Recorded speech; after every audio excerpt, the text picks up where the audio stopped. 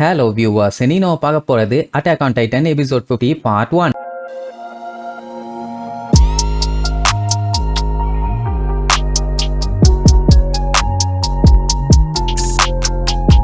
Open பண்ணா போன பாட்டுல வால் மரியாவை திருப்பி நம்மளுக கண்ட்ரோலுக்கு கொண்டு வரணும்னு எரனு, கமாண்டர் எர்வின், நம்ம லெவி, ஆஞ்சி அவங்க இவங்கன்னு எல்லா சோல்ஜர்ஸுமே சும்மா விரித்தனமா கிளம்புனாங்கல்ல. அதுவும் மக்கள் சப்போர்ட்டோட அப்படி தாறுமாறா கிளம்புனாங்க. ஒரு வழியா இருட்டிருச்சு. சரி 24 மணி நேரமும் அதுக்குன்ட்டு குதிரை மேலேயே டிராவல் பண்ண முடியுமா? பாவம் அதுங்களுக்கும் ரெஸ்ட் வேணும் தானே. அது மட்டும் இல்லாம நைட்டு நேரம் கண்ணா பின்னான்னு போனா எங்கேயாச்சும் இடிச்சு தெரிச்சுட்டாங்கன்னா அதுக்கப்புறம் தப்பிக்கிறதுக்கு குதிரை இருக்காது. சோ நைட்டு நேரம் லைட் அடிச்சுக்கிட்டே அப்படியே பொறுமையா காட்டுக்குள்ள நடந்து வருவாங்க. அப்ப திடீர்னு ஒருத்தன் அடிச்சு புரண்டு கையில இருக்க லைட்டை கீழே போடுவான். என்ன ஆச்சுறான்னு பார்த்தா கால் தடி விட்டுருச்சாமா. பார்த்து வாங்கடா அப்புறம் சண்டிங்களான்ட்டு. சரி இப்ப எவ்வளவு தூரம் போயிருக்காங்கன்னு பார்த்தா இன்னும் கொஞ்சம் தூரம் தான். மவுண்டனோட பேஸுக்கு போயிட்டாங்கனாலே போதும். அடுத்து ஷிகன்ஷினா தான். அது மட்டும் இல்லாம இன்னும் கொஞ்ச நேரத்துல வேற சூரியன் வந்துருமாமா. அதனால முடிஞ்ச அளவுக்கு கொஞ்சம் வேகமாவே போவாங்க. அப்போ இறனோட குதிரைய பாத்தீங்கன்னா மிக்காசா தான் கூப்பிட்டு வருவான். கோனியுமே முடிஞ்ச அளவுக்கு கொஞ்சம் ஃப்ரீயாவே வாம்பான். ஏன்னா இறந்தானே இனி அவன் டைட்டானா மாதிரி ஹார்னிங் பவரை யூஸ் பண்ணி அந்த கேட்டை சீல் பண்ணணும். அதனால அவனுக்கு ராஜ மரியாதை. அந்த டைம் அவன் பேரை கோனி சொல்லிட்டான்னு ஜீன் புடிச்சு திட்டுவான். ஏன்னா எனிமீஸ்க்கு இறந்தான் தேவைன்னு இவங்க எல்லாத்துக்கும் நல்லாவே தெரியும். அதனால அவன் பேரை வெளியில சொல்லாரா பண்ணிப்பல. அப்புறம் எனிமீஸ் யாராச்சும் மறைஞ்சிருந்து பார்த்துட்டு இருந்தானுங்கன்னா வந்து கொத்தோட இவனை தூக்கிட்டு போயிருவாங்க. சோ இப்போ இவங்க இருக்கிறது எனிமீஸோட ஏரியா தான். எங்க இருந்து வருவாங்க எப்படி வருவாங்கன்னு சொல்லவே முடியாது. அதனால எனி டைம் அலர்ட்டா இருக்கணும். இப்படி பேசிக்கிட்டே வரும்போது திடீர்னு பாத்தீங்கன்னா சைடுல ஒரு டைட்டன் உட்கார்ந்துட்டு இருக்கும். அவ்வளவுதான் எல்லாம் பதறி போய் வாங்க அத பொலந்துடலான்னு ஒரு சில பேர் பதறுவாங்க. பார்த்தா அதுகிட்ட எந்த ஒரு அசைவுமே இல்ல. அப்படியே பேனு உட்கார்ந்துகிட்டு இருக்கும். நைட்டு பாத்தீங்கன்னா டைட்டன்ஸுங்க மூவ் பண்ணாதுன்னு முன்னாடி சொல்லிட்டு இருந்தாங்கல்ல. மேபி இது புது டைப் டைட்டன் இல்ல போல.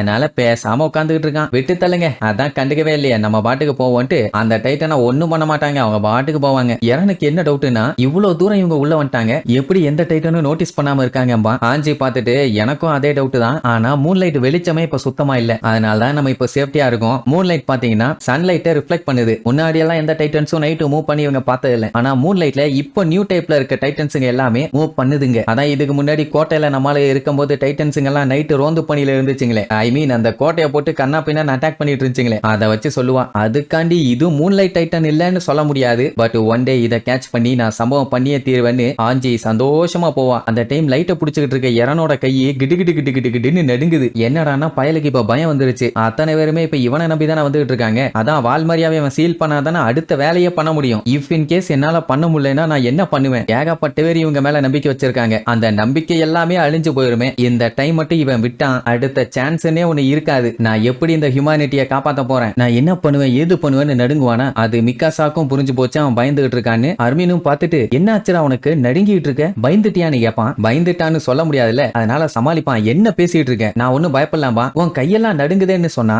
ரொம்ப குளிரா இருக்குது. அந்த குளிர்ல என் கையெல்லாம் விரைச்சு போய் ஃபிங்கர்ஸ் ஃபீல் பண்ணவே முடியல அப்படின்னு உடனே அர்மின் தான் புத்திசாலியாச்சு. அதை புரிஞ்சுக்கிட்டு அட ஆமாப்பா எனக்குமே பாரு கை எப்படி நடுங்குது பாரு அப்படின்னு காட்டுவானா. இறனு உடனே கொஞ்சம் நார்மல் ஆவான். அதுக்கப்புறம் நைஸா பேச்சு கொடுப்பான். இறனு நீ டைட்டன்ஸை பார்த்து பயந்துருக்கியா? ஏன்னா நிறைய பீப்புள் டைட்டன்ஸை பார்த்தா பயந்து பேண்ட்லயே போயிருவாங்க. நான்லாம் ஃபர்ஸ்ட் டைம் அதை க்ளோஸ் அப்ல பார்த்தப்போ என்னால மூவ் பண்ணவே முடியல. அப்படியே உறைஞ்சு போயிட்டேன். ஆனா நீ தான் வாய்க்குள்ள போய் மாட்டின என்ன சும்மா சூப்பரா காப்பாத்தின. நீ இல்லன்னா நான் இந்நேரத்துக்கு உயிரோடவே இருந்திருக்க மாட்டேன். உன்னால எப்படி இந்த மாதிரி பண்ண முடிஞ்சது அப்படின்னு ஆச்சரியமா கேட்பான். உடனே அவனுக்கும் அப்படியே பழைய நினைவுகள்லாம் வரும். உடனே அவன் ஒரு கதையை சொல்லுவான். என்னன்னா அருமீன் இந்த இடத்தோட புக்குன்னு சொல்லி ஒரு புக்கு ஒன்னு இறண்ட காமிச்சான்ல. அதான் இந்த உலகம் வாளுக்கு வெளியில எப்படி இருக்கும் அப்படி இப்படின்னு. அதுக்கு முன்னாடி எல்லாம் நம்ம பையன் பாத்தீங்கன்னா வானத்தை பார்த்தே டைம் வேஸ்ட் பண்ணிட்டு இருப்பான். இவன் அந்த புக்கை காமிச்சு இந்த மாதிரி மலை இருக்கும் அது இருக்கும் இது இருக்கும் கடல் இருக்கும் குறைஞ்சு போன பனிக்கட்டி எல்லாம் இருக்கும்னு சொன்னதுக்கு அப்புறம் தான் அவனுக்கே புரியுது நம்ம கூண்டுல அடைச்சு வச்ச ஒரு பறவை மாதிரி மாட்டிட்டு இருக்கோம். அவ்வளவு பெரிய உலகத்துல நம்ம இருக்கிறது ஒரு சின்ன இடம் தான். என் ஃப்ரீடத்தை திருடிட்டாங்க.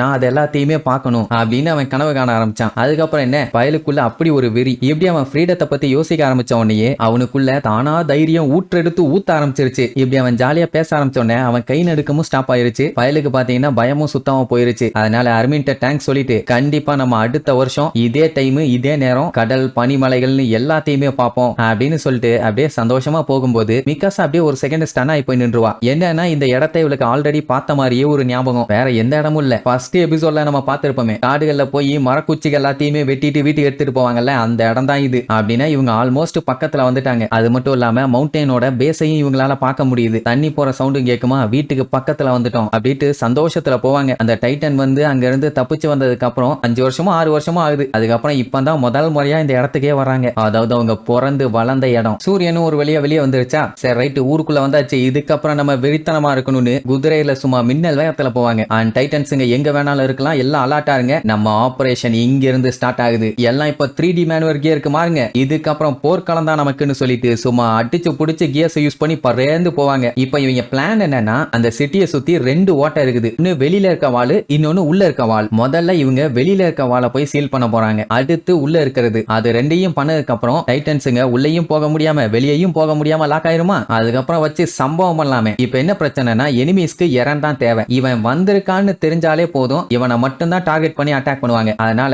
எல்லாருமே ஹூடி போட்டுக்குங்க, யாரு எரன் யாரு சோல்ஜர்ஸ்னு தெரியக்கூடாது. அதனால வந்திருக்க 100 சோல்ஜர்ஸுமே ஹூடி போட்டுக்குவாங்க. எரன் இங்க தான் இருக்கான்னு கண்டுபிடிக்கிறதுக்குள்ளேயே இவங்க அவுட் சைடுல இருக்க கேட்டை கம்ப்ளீட்டா சீல் பண்ணிடுவாங்க. அதுக்கப்புறம் பிரச்சனை இல்லையே. இப்படி எல்லாம் பிளான் பண்ணிட்டு மேல வந்து நிக்கும் போது எரன் அப்படியே அவன் வாழ்ந்த இடத்த பார்ப்பான். எல்லா இடமும் நொறுங்கி போய் பார்க்கவே ரொம்பவும் பரிதாபகரமா இருக்கும். அதை பார்த்துட்டு ஃபீல் பண்ணிட்டு இருப்பானா. அந்த டைம் வா வா நிக்காத வா, டைம் இல்ல அப்படின்ட்டு லெவி வேகமா கூட்டு போவான். அப்பதான் நம்ம அர்மின் ஒரு விஷயத்தை நோட் பண்ணுவான். செவுத்துக்கு மேல ஏதோ நெருப்பை வச்சு எரிச்ச மாதிரி இருக்கும். இது எப்படி பாசிபிள் அப்படின்னா, பெர்டோல்ட்டும் ரெய்னரும் இங்க தான் இருக்காங்கன்னு அவனுக்கு தெரிஞ்சு போச்சு. இங்க எரன் போயிட்டு இருக்க அப்படியே அவனோட வீடு இருந்த இடம், அவன் பேரண்ட்ஸோட எவ்வளவு ஜாலியா இருந்தான்னு எல்லா விஷயத்தையுமே நினைச்சு பார்த்துட்டு, நான் கண்டிப்பா திருப்பி இந்த இடத்த நம்ம கண்ட்ரோலுக்கு கொண்டு வருவேன் அப்படின்ட்டு வெறியோட போவான். ஹாஞ்சிக்கு ஒரே குழப்பம், ஏன்னா இங்க டைட்டன்ஸுங்க பூந்து விளையாண்டுச்சுங்க. இப்ப இவங்க பார்க்கும்போது அட்லீஸ்ட் ஒரு 1-2 டைட்டன்ஸுங்க இருந்தா பரவாயில்ல, ஆனா ஒண்ணு கூட இல்ல. அதுதான் இவங்களுக்கு பயங்கரமான டவுட். என்னவா இருந்தானே நம்ம மிஷனை ஸ்டாப் பண்ணக்கூடாதுன்னு சொல்லிட்டு பிளேர் அடிச்சு சிக்னல் கொடுப்பாங்க. அத்தனை பேரும் என்னால முடியும், நாங்க கண்டிப்பா இதை செஞ்சு முடிப்போம் அப்படின்னு அவங்களுக்குள்ளேயே வெறியோட சொல்லிக்குவாங்க. யாருமே பாத்தீங்கன்னா பிறந்ததுல இருந்தே நாங்க எல்லாருமே ஸ்பெஷல் தான், அதனால நாங்க எல்லாருமே ஃப்ரீ பேர்டு, கண்டிப்பா சாதிப்போம்னு பையன் கரெக்டா கேட்டுக்கிட்ட வந்து ஒரு பயங்கரமான ஜம்ப், அந்த ஹைட்டுக்கு போயிட்டு கையை கடிப்பான். அவ்வளவுதான், பையன் சூப்பரா டைட்டானா மாறுவான். இது எல்லாத்தையுமே பெர்டோல்ட்டும் ரெய்னரும் எங்கேயோ மறைஞ்சு உட்கார்ந்து பாத்துக்கிட்டு இருக்கானுங்க. ஆனா எங்க இருந்து பாக்குறானுங்கன்னு தான் தெரியல, லைவா பாத்துக்கிட்டு இருக்கானுங்க. டெஃபினட்டா இதுக்கப்புறம் பெரிய பஞ்சாயத்து கிளம்ப போகுது. என்ன பண்ண போறானுங்க, ஏது பண்ண போறானுங்கன்னு அடுத்தடுத்த எபிசோட்ல பார்க்கலாம். டாடா.